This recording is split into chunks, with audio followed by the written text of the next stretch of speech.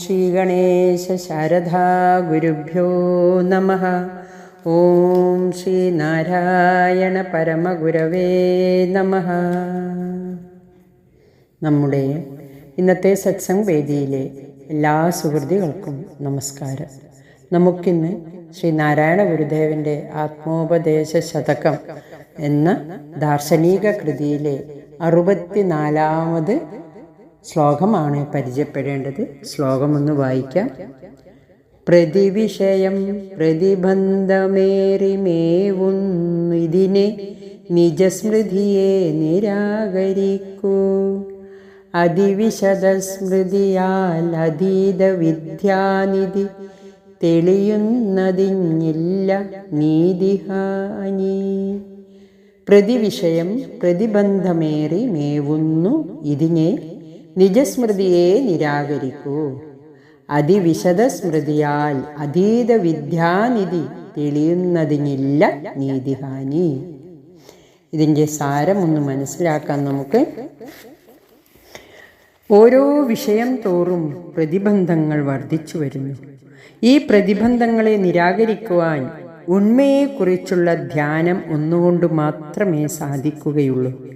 അഖണ്ഡമായ ഓർമ്മയിലൂടെ ആത്മതത്വം ബോധ്യപ്പെടും. ഇതിൽ അനീതിയൊന്നുമില്ല. പ്രതിവിഷയം പ്രതിബന്ധമേറി മേവുന്നു. നമ്മുടെ നിത്യജീവിതത്തിലെ യാഥാർത്ഥ്യത്തെ ഗുരു ഇവിടെ പ്രതിപാദിക്കുന്നു.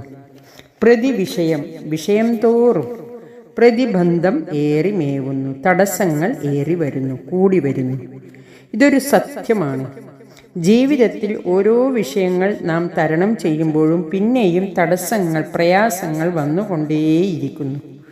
വിഷയം തോറും തടസ്സങ്ങൾ വർദ്ധിച്ചു വരുന്നു. ജീവിതത്തിൽ ചിലരുടെ അന്തമില്ലാത്ത പ്രാരാബ്ധങ്ങൾ കാണുമ്പോൾ വല്ലാതെ ദുഃഖങ്ങൾ തോന്നുന്നു. അതു കാരണം ആത്മഹത്യകളും കൊലപാതകങ്ങളും വർദ്ധിച്ചു വരുന്നു. പ്രതിബന്ധങ്ങളാണ് ജീവിതങ്ങളുടെ തടസ്സങ്ങൾ. ഇതൊക്കെ അപഗ്രഥിക്കുമ്പോൾ കാണുന്നു മനുഷ്യ മനസ്സ് സങ്കീർണതകൾ നിറഞ്ഞതാണ്. ശാന്തമായി ഒഴുകേണ്ടുന്ന ജീവിതം തടസ്സങ്ങൾ നിറഞ്ഞതാകുന്നതെന്തുകൊണ്ട്? പ്രതിബന്ധങ്ങളെ തരണം ചെയ്യുക. എല്ലാവരുടെ ജീവിതത്തിലും പ്രതിബന്ധങ്ങളും തടസ്സങ്ങളും ഉണ്ടാകും. ചിലർ അതിനെ തരണം ചെയ്യുന്നു. ചിലർക്ക് തടസ്സങ്ങൾ നീക്കാൻ പറ്റാത്തത് കാരണം ആത്മഹത്യ ചെയ്യുന്നു. പ്രതിബന്ധങ്ങളെ, പ്രയാസങ്ങളെ തരണം ചെയ്ത് ജീവിതത്തെ മുന്നോട്ട് നയിക്കാൻ മനുഷ്യന് പറ്റും. പ്രതിബന്ധങ്ങളെ അതിജീവിക്കുക, വിഷയങ്ങളെ വിഷയമല്ലാതാക്കി തീർക്കുക. മനുഷ്യർക്കെല്ലാവർക്കും പ്രതിബന്ധങ്ങളെ, ദുഃഖങ്ങളെ അതിജീവിക്കാനുള്ള പ്രധാന തത്വമാണ് ഗുരു ഇവിടെ ഉപദേശിക്കുന്നത്. എന്താണ് ദുഃഖങ്ങളെ അതിജീവിക്കാനുള്ള തത്വം? നിജസ്മൃതിയെ നിരാകരിക്കൂ. സത്യമായതിനെ സ്മരിക്കൂ.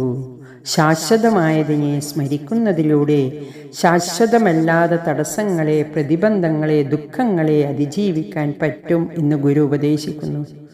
പ്രതിസന്ധികൾ നിത്യസംഭവമല്ല. കഴിയുന്നതും വന്നുകൊണ്ടേയിരിക്കുന്ന വിഷയങ്ങളെ നിസ്സാരമായി കാണണം. അതിന് ശക്തി തരുന്നത് ഗുരുക്കന്മാരുടെ തത്വദർശനമാണ്. ശാശ്വതമായ സത്യത്തിൽ പ്രതിബന്ധത്തെ കാര്യമാക്കേണ്ട. അനുഭവിക്കേണ്ട പ്രതിബന്ധങ്ങളെ അനുഭവിച്ചേ പറ്റൂ എന്നറിവുണ്ടായാൽ, നമ്മുടെ ശാശ്വത ലക്ഷ്യത്തെ ഓർത്താൽ ജീവിതത്തിൽ വരുന്ന പ്രതിബന്ധങ്ങളെ അതിജീവിക്കാൻ പറ്റും. പ്രാരാബ്ധങ്ങൾ ശരീരബന്ധിതമാണ്, അത് ശാശ്വതമല്ല. ആത്മതത്വത്തെ ഓർത്താൽ നമുക്ക് എല്ലാ തടസ്സങ്ങളെയും അതിജീവിക്കാൻ കഴിയും. ജീവിതത്തിൽ വരുന്ന തിക്താനുഭവങ്ങളെ അതിജീവിച്ച് ജീവിതത്തെ ശാന്തമാക്കണം. എങ്കിൽ ആത്മതത്വത്തെ നിരന്തരം സ്മരിക്കുക എന്നാണ് ഗുരു ഉപദേശിക്കുന്നത്. പ്രാരാബ്ധങ്ങളെ അതിജീവിക്കുന്നതിനനുസരിച്ച് നമുക്ക് ആത്മീയ പുരോഗതിയും ഉണ്ടാകുന്നു. പ്രതിബന്ധങ്ങളിൽ തളരുകയല്ല വേണ്ടത്, പ്രതിബന്ധങ്ങളെ അതിജീവിക്കണം. അതിന് സത്യസ്മൃതി, ആത്മസ്മൃതി ഉണ്ടാവണം. എന്നും ജീവിതം തുടങ്ങുമ്പോൾ കുറച്ചു സമയം ആത്മാവിനെ അനുസന്ധാനം ചെയ്യുക. അത് നമുക്ക് കൂടുതൽ ശക്തി തരും. ഉണ്മ മാത്രമാണ് സത്യമായിട്ടുള്ളത്. ആ സത്യസ്മൃതി ജീവിത പ്രതിബന്ധങ്ങളെ തരണം ചെയ്യുവാനുള്ള കഴിവ് തരും എന്ന് മനുഷ്യരെല്ലാവരും അറിയുക. ഇത് ഗുരുദേവന്റെ ആത്മോപദേശ ശതകം തരുന്ന വലിയ ശാസ്ത്ര ആയുധമാണ്. ഇത് എല്ലാവരും പ്രായോഗികമാക്കണം. ശരീരസംബന്ധിയായ പ്രാരാബ്ധങ്ങൾ, ജനനം, മരണം, ദാരിദ്ര്യം, രോഗം, ഭയം, ഇതൊക്കെ നമ്മെ എപ്പോഴാണ് ബാധിക്കുന്നത്? നാം ശരീരമാണെന്ന് ധരിച്ചു വെച്ചാൽ. നാം ശരീരമല്ല എന്നറിവ് ശക്തമാണെങ്കിൽ ഈ പ്രാരാബ്ധങ്ങൾ നമ്മെ ബാധിക്കുകയില്ല. അറിവ് കൊണ്ട് ജീവിത ക്ലേശങ്ങളെ അതിജീവിക്കുക എന്ന ഉപദേശമാണ് ഗുരു തരുന്നത്. അറിവ് കൊണ്ട് ജീവിത ക്ലേശങ്ങളെ അതിജീവിക്കുക എന്ന ഉപദേശമാണ് ഗുരു തരുന്നത്. ഒരു വ്യക്തിക്കുണ്ടാകുന്ന ദുരന്തത്തെ സമൂഹം അവരുടെ കാഴ്ചപ്പാടിലാണ് വിലയിരുത്തുക. അത് നമ്മെ ബാധിക്കരുത്. ഉണ്മയിൽ രൂഢമൂലമായ അറിവിലേക്കുയർന്നാൽ ഇതൊന്നും ഒരാളെയും ബാധിക്കില്ല. ഉണ്മയെ സ്മരിക്കുന്നതാണ് ധ്യാനം. ഈ ധ്യാനം നമ്മെ ശാക്തീകരിക്കും. അതിവിശദ സ്മൃതിയാൽ, നിരന്തര സ്മരണയാൽ, അതീത വിദ്യാനിധി, ഈ വിദ്യക്കപ്പുറമുള്ള നിധി, പരമമായിരിക്കുന്ന അറിവിനപ്പുറമുള്ള വിദ്യ തെളിയുന്നു. ഇതിനില്ല നീതിഹാനി, ഇതിന് ഒരു നീതികേടുമില്ല, ഒരു അന്യായവുമില്ല, അനീതിയുമില്ല. ആത്മസ്മരണ പ്രതിബന്ധങ്ങളെ തരണം ചെയ്യുവാൻ നമ്മെ പ്രാപ്തമാക്കുന്നു. മാത്രമല്ല അതീത വിദ്യാനിധി പ്രാപ്തമാക്കാൻ അഖണ്ഡമായ ബോധത്തിലേക്ക് ഉയരാം.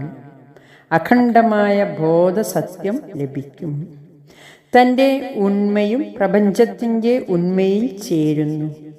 നിജസ്മൃതിയുടെ വിശദസ്മൃതിയാൽ അതീത വിദ്യാനിധി തെളിഞ്ഞ മഹാത്മാക്കളെ കുറിച്ച് നാം പഠിച്ചിട്ടുണ്ട്. ശ്രീരാമൻ, ശ്രീകൃഷ്ണൻ, ശ്രീ ബുദ്ധൻ, ശ്രീ നാരായണ ഗുരുദേവൻ, ശ്രീ അമൃതാനന്ദമയി ദേവി, ഇവരെല്ലാം അഖണ്ഡമായ ബോധത്തിലേക്ക് ഉയർന്ന മഹാത്മാക്കളാണ്. അവർ തപം ചെയ്ത് നേടിയതാണ് അതീത വിദ്യാനിധി.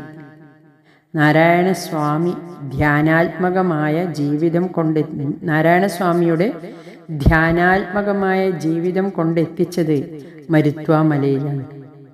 അവിടുത്തെ നിരന്തരമായ തപസ്സിലൂടെയാണ് ഗുരുദേവന് അതീത വിദ്യാനിധി തെളിയുന്നത്.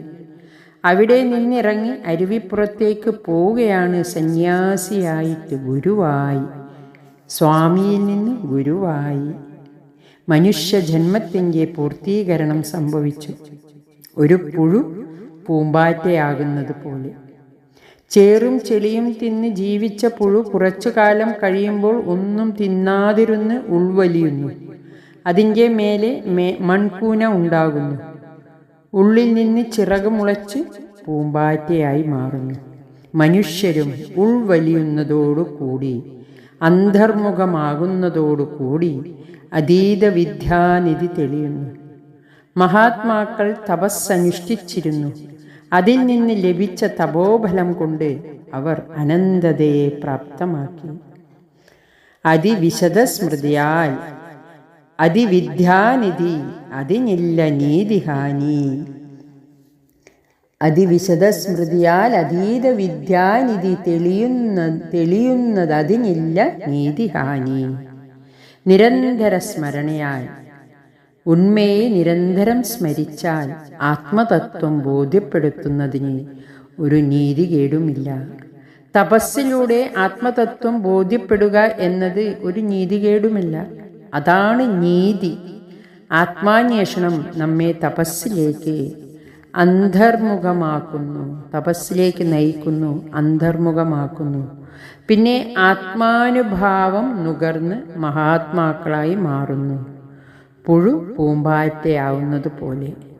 പൂമ്പാറ്റ തേൻ മാത്രമേ കുടിക്കൂ. ഇത് നമുക്ക് പ്രയോജനപ്പെടുത്താം. ഈ തത്വം നമുക്ക് പ്രയോജനപ്പെടുത്താം. നാം ശരീരമല്ല എന്ന അറിവിലേക്ക് ഉയർന്ന് ആത്മാന്വേഷണം തുടർന്ന് ആത്മബോധത്തിലേക്കുയർന്ന് ആത്മതത്വം ബോധ്യപ്പെട്ട് മനുഷ്യജന്മത്തിൻ്റെ മഹത്വത്തിലേക്കുയർന്ന് ദൈവമായി മാറാം. ഈ സാധ്യതകളെ പ്രയോജനപ്പെടുത്താൻ ഗുരുകൃപ ഉണ്ടാവട്ടെ. ഹരി ഓം നമഃ ശിവായ.